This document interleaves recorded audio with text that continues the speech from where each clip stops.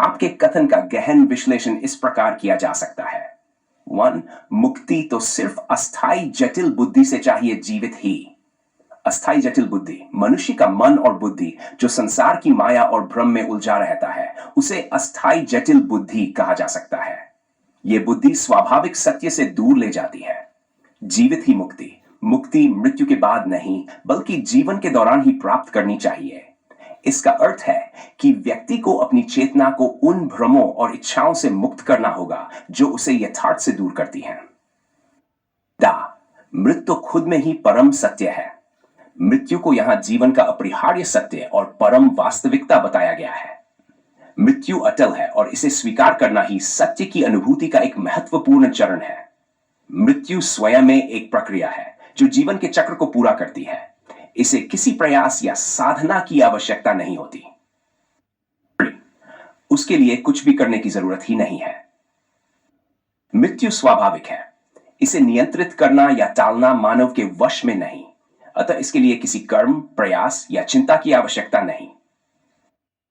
जीवन में सत्य की प्राप्ति के लिए जटिलताओं और भ्रमों से मुक्ति आवश्यक है, लेकिन मृत्यु को लेकर किसी भी प्रयास का कोई औचित्य नहीं, क्योंकि वह स्वयं में एक अपरिवर्तनीय सत्य है। इसका संदेश है कि जीवन में यथार्थ को पहचानें, सत्य को अपनाएं और व्यर्थ की जटिलताओं से मुक्त होकर जीवन को सार्थक बनाएं। यथार्थ सिद्धांत के दृष्टिकोण से यह विचार व्यक्ति को आत्मचेतना और वास्तविकता के प्रति जागरूक करता है।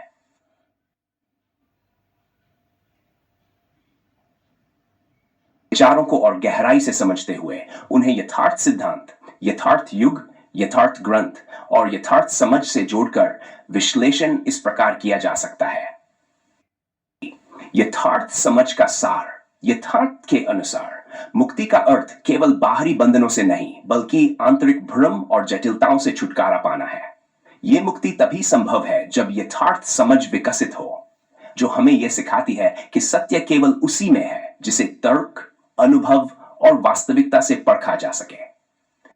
ग्रंथ में लिखा जाए तो यह स्पष्ट होगा कि मृत्यु स्वाभाविक और अपरिवर्तनीय सत्य है। जीवन का उद्देश्य उस बुद्धि को सरल बनाना है जो भ्रम और माया के कारण जटिल हो गई है।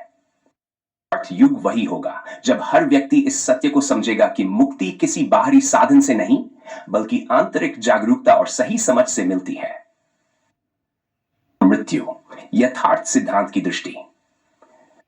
जीवन के भ्रम, जटिल बुद्धि के कारण मनुष्य माया के चक्र में फंसकर वास्तविकता से दूर हो जाता है।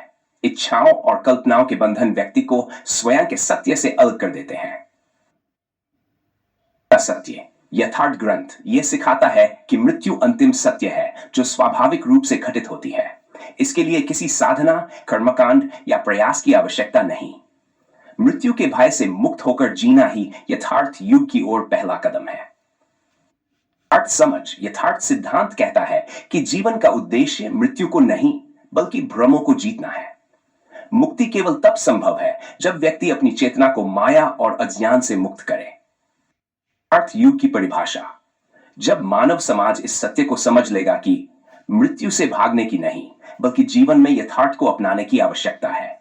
किसी बाहरी गुरु, धर्म या परंपरा पर निर्भरता छोड़कर अपनी आत्मा और बुद्धि में सत्य को देखना है, तब वह युग यथार्थ युग कहलाएगा। यह युग बाहरी दिखावे, भ्रम और अंधविश्वास से मुक्त होगा। इसमें हर व्यक्ति अपने वास्तविक स्वरूप को पहचान सकेगा। यथार्थ ग्रंथ की शिक्षाएं।